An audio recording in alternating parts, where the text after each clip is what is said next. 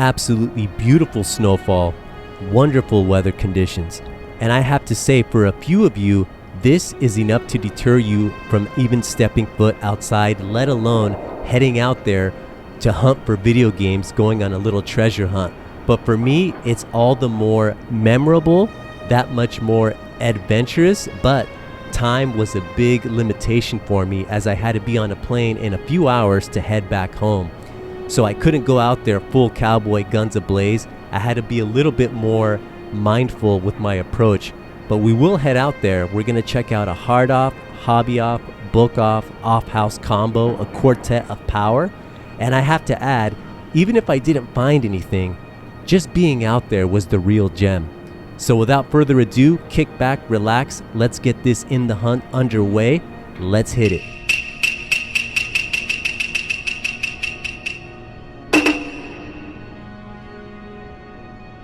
Pole Town is the key to getting around under such weather conditions. Guys, welcome back to another episode. My name is JJ. Here we are in the underground pathway that connects 3 stations, Sapporo, Odori, and Susukino. And it's about a 30-minute walk from one point to the other, at least at the pace that I was going. You could also catch the subway.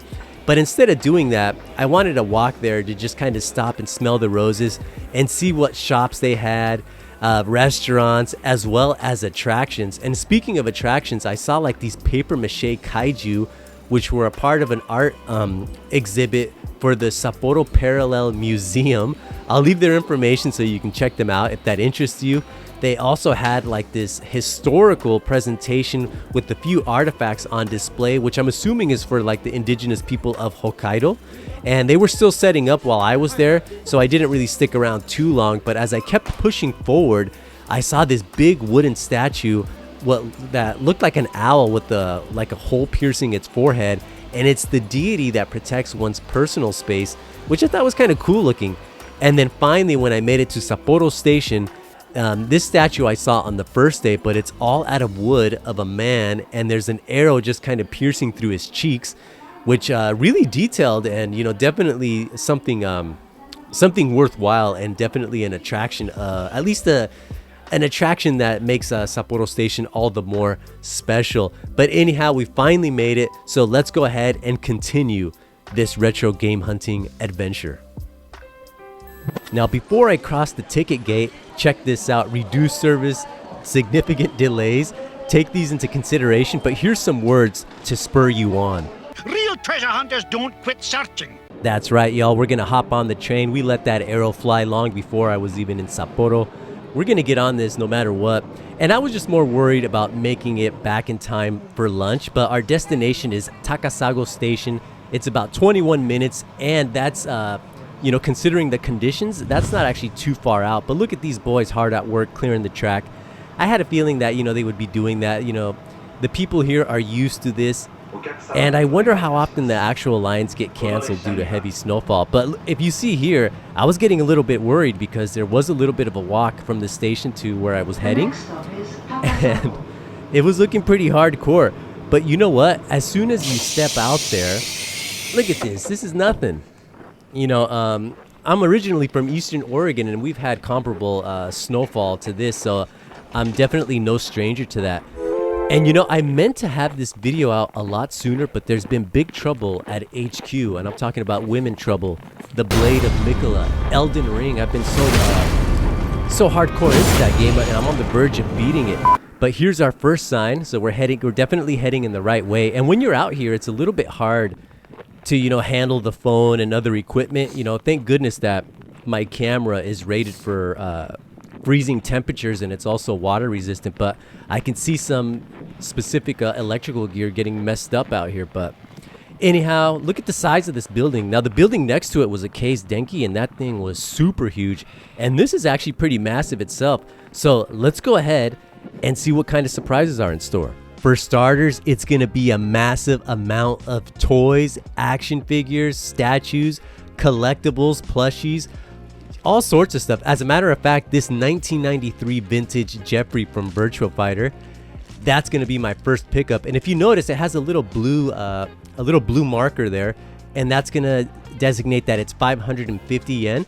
But super happy to have that one in the collection, and it definitely is up in the game room. But guys, there was just so many toys. It was almost overwhelming. But not only that, they had a whole bunch of like airsoft guns. And good luck getting one of these out of the country. Is it possible? Most likely. I just don't know. I've never done that myself, but occasionally they will have the replica Resident Evil guns. So anytime I see that, I definitely have a look. But look at all these display cases. All sorts of stuff. You know, we got the R9 here. And then we got an 88 vintage Optimus Prime for 27,500 yen. Of course, Dragon Ball Z, they're going to have that in loads, boatloads.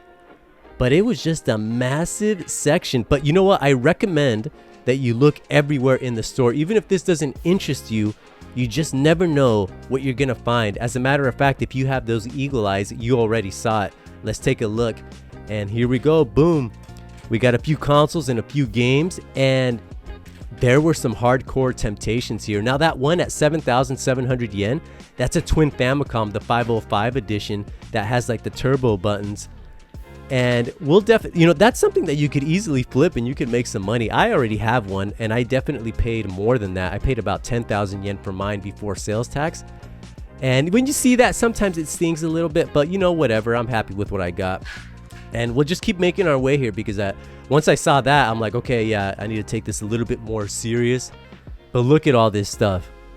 My goodness. And you know, I'm going to be honest. I know very little with about this world of like toys and whatnot, but I know when I see it, and there's definitely so much. But anyhow, let's go to the little section that matters.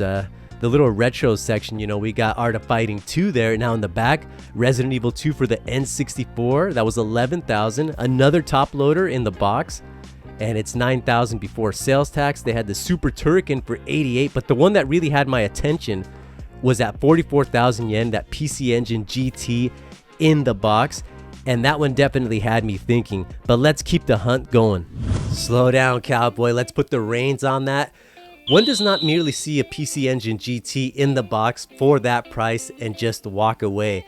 No. I actually asked to take a look at this thing, and as you can see on screen here, it's in fairly good condition. You know, it has the manuals, the box, the little styrofoam. And for that price, as a matter of fact, when I first saw it, I had a feeling that I was going to buy it, and I did buy it. Now, the funny thing is, back in October, I posted on my Instagram account. Make sure to follow me there if you haven't. But I posted on my Instagram account, I picked one up, and I refurbished that unit. And once I got back from this trip with this other unit, I ended up selling that one.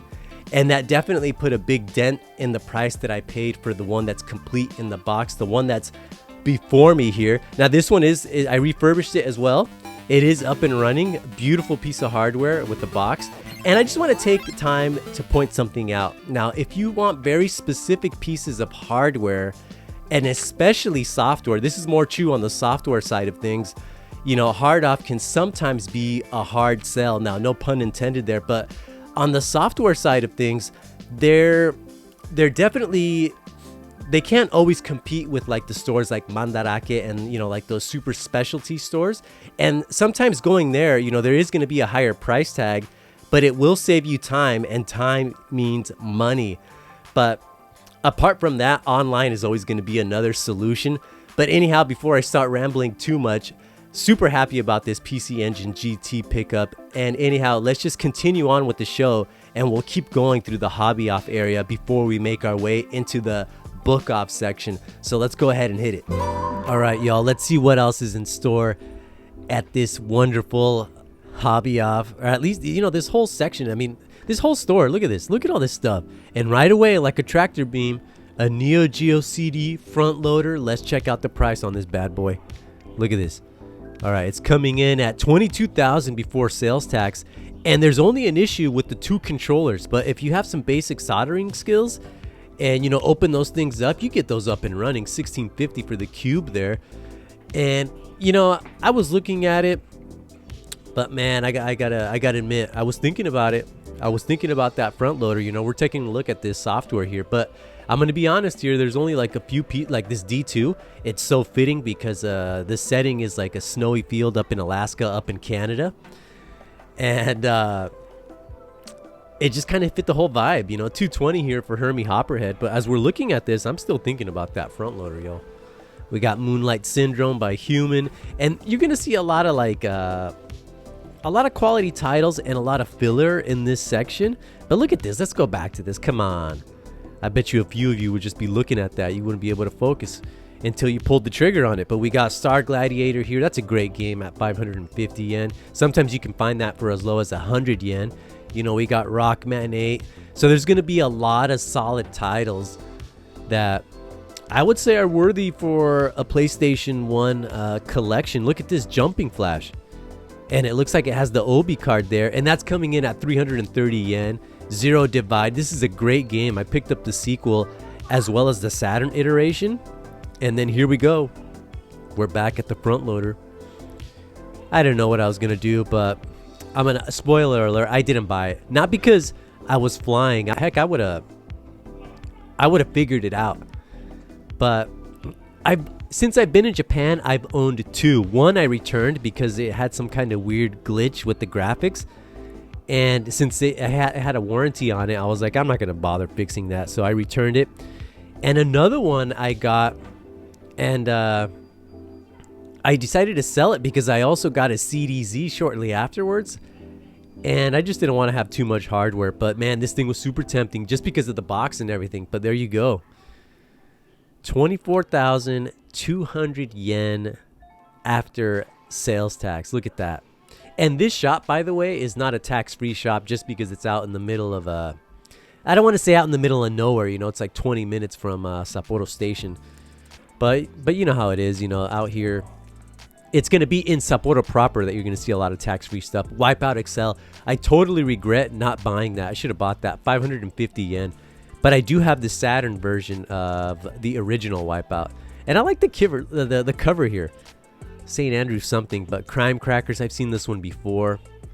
Kind of an interesting one. And then here's another one that has a snowy setting.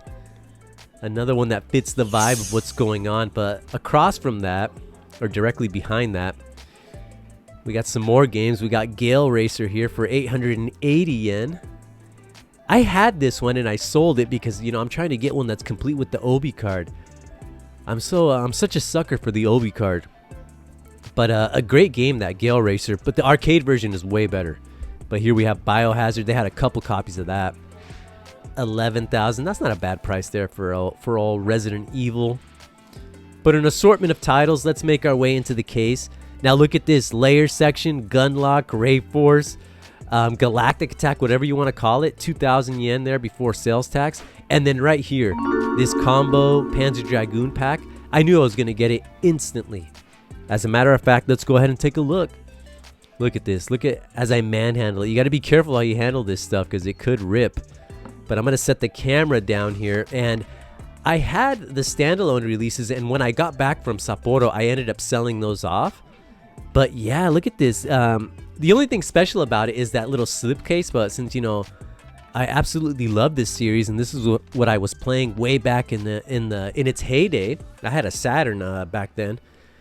And I absolutely love those games, and I definitely want to get something that's a little bit more unique. And I guess it's going to come in the form of that little slipcover. A little bit silly, I know, but y'all know how it goes in the game of collecting. Giga Wing here for 3,300 yen. And 1650 for 18-wheeler there. That's a great deal on that. And then they had a Zwei there for 1,000 yen. And I'll go ahead and I'll put the formula up so you guys can do the math. But honestly, if you have Google currency converter, you just pop it in. It's going to give you the an idea of more or less what the price is of, you know, USD. But here we go, 1650 for Super Castlevania 4 Akumajo. Look, Demon's Crest, 5,500 yen. A lot of these games outside of the box, just cart only, super cheap. 2,000 yen there for The Legend of Zelda, A Link to the Past. I was a little bit salty about that one because a week prior I had picked it up for 3,000 yen. I could have saved 1,000 yen, and then here we have King of Dragons. That's an expensive game, and that one is actually a little bit damaged, but they're a repo cart of a Holy Diver, and here's the original for 19,800. Beautiful cover, look at that. It's an Irem game. One day I want to play that. What do we have here? Darius 2 for 3,300. So there's not too bad of a selection here.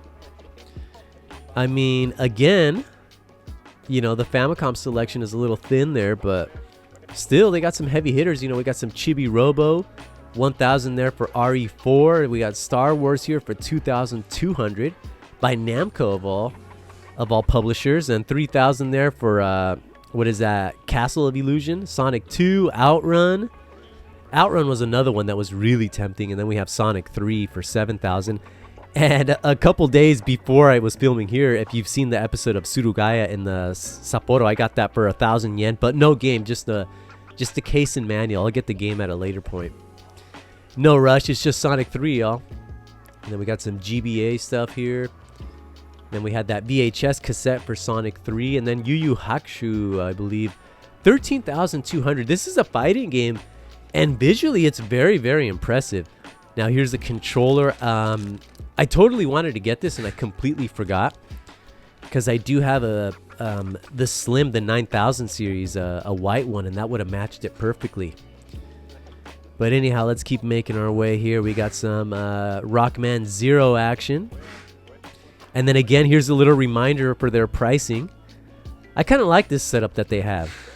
Although I think it produces more waste than just putting a little sticker, but you know, whatever, it is what it is. And we got Mario Kart Double Dash. And then we have Mario Kart 64. So just an assortment of games. But let's just recap a little bit from the games behind the glass. There's that Holy Diver, A Link to the Past. What else we got here?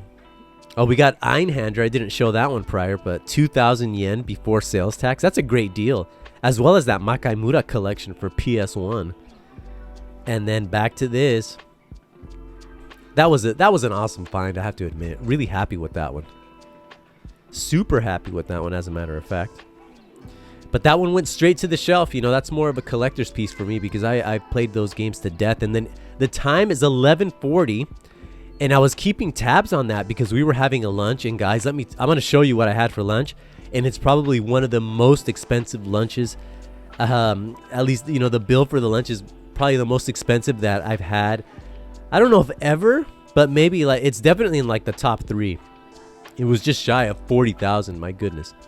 But this Vanguard, that thing looks cool. And there's Kirby, and again another reminder, 550 for the blue. Kirby should have been in the pink tag. It makes more sense. And then Mr. Driller here. And then Biohazard Gaiden on the color. I really wanted that one too. And then back to Castle of Illusion. But anyhow, let's head back to HQ. All right, y'all. So let's go ahead and go into the book off. And this is where you're going to find a lot of the modern stuff. Like here, you know, we have some PlayStation 5s. One of the Slims was coming in at 40,000 yen. That's definitely the lowest that I've seen it at. And apart from that, they had a few handhelds. You know, they had the Switch stuff, and they had a really cool looking Halo 4 Xbox 360 Slim. Unfortunately, the chrome trim was was suffering from oxidation, but that thing was pretty mean looking. On the software side, they had a number of Switch titles. And you know, after I'm done with Elden Ring, I want to play something a little bit more lighthearted, something a little bit more soft. And that's why I was looking through the Switch games, but I'm not going to pick any up because I have a big backlog and I could definitely pull from that. And I'm thinking the next one is going to be Klonoa, the remastered games. But yeah, they had a great selection of Switch games.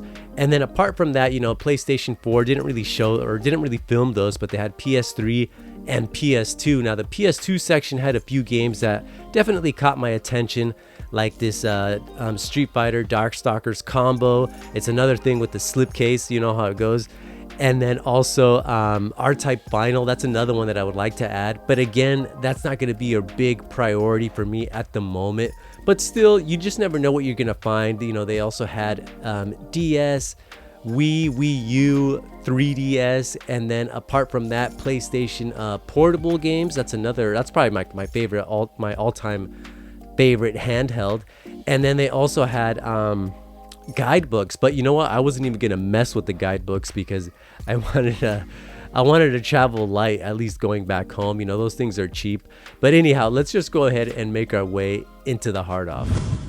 It's so convenient that all these shops are interconnected like this, and some of them actually do have different store hours, which I believe the book off is open the latest. I think that one was closing at 9 p.m. But we're going to look through a lot of showcases here, and some of them are not going to be, video game related. But this is a retro channel, so we'll definitely have a sneak peek at that stuff. But we are going to focus on the games. Like, we have this black DMG, 6,000 yen before sales tax. And it looks like the left side of the screen, there's an issue there, which is why it's sold as junk. But if you're into repairs, then that, that DMG, this 3DS, that DSi, that could all be potential things that you could work on. And they even had a Vita 2000 coming in at 9,000 yen before sales tax. And I think that one just had like cosmetic issues. Not really sure what this game is here, but then we have some super graphics. We got some Super Famicom there with Dragon Quest 6. Up above, we got the PS1 and LCD combo. Look at that. 40,000 yen before sales tax. I definitely want to add that to the collection, but I think I could find it for less money. And then here we have a new 3DS and a Vita. And then here, for all you Nintendo maniacs, we got this Club Nintendo exclusive, this GameCube controller, coming in at 9,900 yen. And there you could see the GameCube plug. But that's highly collectible for some of you. Now for me, I'm pretty good with my GameCube controllers, but here we have a Sega Saturn memory card. And it looks like it's 10 times the capacity of the original. And then we have a GT, what is this? GT Sport, the PS4 edition. Now this one is sold as junk, 14,300 yen. Not really sure exactly what the issue is there, but guys, I was thinking about this thing too. This one had me thinking, but I recently had picked up the one over at Kuki. So at the Kuki Grand reopening, and that one included the box, and I do prefer the original color, so I was happy with that, so I let that one go, whatever. But here we have some more GameCube controllers, and both of these, or all of these, are coming in at 2,500 yen before sales tax. But look at this: PlayStation 4, PlayStation 3, PS2, PS1, GameCube, Super Famicom, all sorts of stuff here. Down below we have something I haven't seen before, and it's going to be this GameCube storage unit. Now I've seen the one on the left with the little orange drawer, but this one was kind of neat, and it was less expensive, coming in at 3,000 yen before sales tax. But good luck getting something like this back home, especially if you're taking an international flight, to come to Japan. But always nice to see something like that. Now, I probably wouldn't buy that because of space, but I definitely do appreciate it. Here's some various Famicoms, just all sorts of hardware here. And then up above, we got a PS3 Fat. That's coming in at 8,000 yen. We got the PS2. I recently saw a PS2 in the box at the Surugaya in Omiya, and they were asking 800 yen, and it was having disc read issues. But speaking of PS2, this controller, I picked this up. Now with that blue band, as we know, it's 550 yen. So that was a pretty good score. But in buying this, I completely forgot about the white controller that was at the hobby off that I was planning to get. But anyhow, that's just how it goes. And let's have a look at some of the showcases that are non-gaming related. Now here we have all sorts of stuff, all sorts of camera stuff. We got some lenses, some flash, some little flash units, headphones, and you guys should definitely look through here because some of this stuff could be far less expensive, especially if you're coming in from the U.S., where the U.S. dollar right now is super strong against the yen. But here we have a portable mini disc player by Sony. It is junk, so there is some issues there. And then all sorts of, look at these funky speakers. Olasonic for 4,000 yen. Kind of look like little eggs. Now this stereo receiver, 33,000 yen by Sony. And those types of little stereos have been going up in price hard. But here we have various, that contacts camera, that beautiful thing. A thing of beauty, especially like these twin reflexes up here. And look at that. Some of them are only like 3,000 yen, 2,000 yen before sales tax. And then we got all sorts of little mini DV and DVD camcorders there, which I recently picked up at one of those mini DV ones, as I have a bunch of tapes, and I'm hoping I recorded my collection from 20 years ago. But anyhow, let's make our way here through the audio junk section. I mean, just look at all this stuff. Look at these massive speakers. I used to have huge speakers like this in the game room, but They were just bumping too hard. It was too much, too overwhelming. And we had spoken with the neighbors because I was just kind of curious if how loud it was for them. And they said like they could definitely hear it. So I got rid of them and I went with something a little bit more humble. But look at all these vinyl records. Now, if you're into the vinyl record stuff, this could be a great place because I know like that Japanese city pop stuff could be quite valuable, as well as like some of those old soul and funk albums. We got some Onkyo speakers, a nice looking tweeter there. But yeah, speakers, that's definitely another vice of mine. Absolutely love it. And look at these JBLs. Now, these are an 84 vintage. I would love something like that. But you know what? Why stick to that size when we can go bigger? Because bigger is better, and this is what I'm talking about. Look at this. What are these 4311Bs? That is beautiful. Now, I do have JBLs. I have 4312 Mark II compact monitors. Absolutely love those things. And there's my receipt. And I'm showing the receipt because, well, actually, we're going to go to the other end of the store. We're going to go all the way down on the off-house side. And when I got there was like an employee, like this young guy rushing out there because I think he may have thought that I was like shoplifting or something. Maybe I was looking a little bit suspicious, but I was just going around like walking quickly, just trying to film. Because as you saw, I don't know if you noticed, but in the receipt, it was 12 o'clock and I had a hot dash out of here very soon as I didn't want to be late for lunch, which let me tell you, that lunch was absolutely delicious, absolutely expensive, and I will show you that. But one of the reasons why I'm showing this is because if you like old little collectible, very Japanese type of things, you should definitely look at Off House. And this is actually where I picked up my Oni mask for 2,000 yen before sales tax, and I absolutely love that thing. Now, this bear with the salmon in his mouth, now that's something that you could expect to see at almost every Off House. I swear they all have it. And sometimes they have like shelves full of that stuff. But as we make our way here, you see appliances of all sorts, golf clubs, shoes. I had a friend once that was out here hunting with me, and he found a pair of Jordans up in here. And then look at this. We got snowboards, skis, the snow boots that go with it. They got you covered here. Look at all this stuff. But I'm telling y'all, definitely if you ever make your way out here to Japan, take your time and don't just stick to the gaming sections because you just never know what you'll find out here. Now, here's another world that I have no idea about, but it's the world of instruments and all sorts of stuff. Look at that. Some of them are like 99,000 yen, over 100,000. That's a pretty cool looking one, that black one there. And there was two fellows here just kind of testing out guitar pedals, and they arrived when I arrived. In fact, they were just walking ahead of me. And when I left, they were leaving too, so that was just kind of a funny coincidence. And they kept going down further, deeper into the countryside, so to speak. And I think they were heading to another hard off because I think they were hunting for guitar pedals. That's what it looked like. But anyhow, we're gonna head our way back. We're gonna make our way back to the hobby off. And I'm going to make my pickups. I'm going to get that Panzer Dragoon combo pack. Unfortunately, I'm going to let this one go. But you know what? I live here in Japan. I'm easily going to find something like that. That's not going to be any issues whatsoever. But I'm going to pick up that Panzer Dragoon combo pack and the PC Engine GT. Absolutely happy with those pickups. And that Gigawing, that one had me thinking too. I always thought that the Gigawing was a little bit more expensive, but look at this. It was a good day today. Absolutely. But anyhow, my time was up at this joint. So I had a hot dash back to the downtown area of Sapporo because it was time to get my grub on.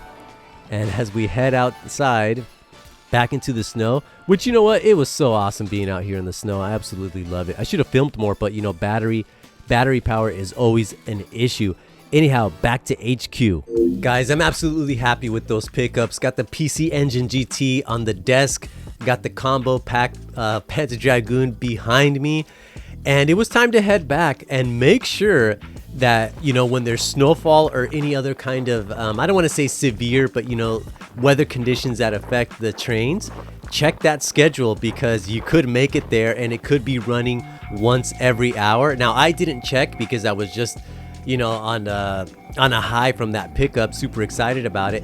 I made my way there, and I was lucky. I only had to wait 10 minutes, hopped on the train, made my way back to Sapporo station, checked out a few more of those cool statues that are just kind of throughout the station, went up to the surface. And the one thing about Sapporo is the weather is all erratic. Sometimes it's like snowing like crazy. At least during the time that I was there, it would be snowing like crazy. And then things were fine, and then things even got a little bit sunny, and then it went back to snow. But anyhow, when I was up there, I saw like a cool looking streetcar for the Miku. I think that's like a holographic idol or something like that. And then I just kept making my way towards the destination, and I saw some pretty cool bears just outside of the shop, just taxidermy type of stuff. And then for lunch, I had crab, and absolutely delicious. Now this crab was native to Hokkaido, of course, so super fresh. And because of that, it was very, I want to say it's very expensive. And we ended up ordering 2. We had some kappa maki, had a great time, and then also had some sake. You have to have some sake when you're out there. That's a great way to keep warm. But anyhow, guys, had a blast here in Sapporo. Now, I was going to originally have another episode, but I'm going to save that for like a topics type of episode that, I kind of want to just do a few episodes where we just kind of discuss Japanese gaming, the collecting and whatnot. So keep an eye out for that kind of stuff. But anyhow, my name is JJ. Thank you for watching Retro Rewire, and I will see you all very, very soon. Ciao.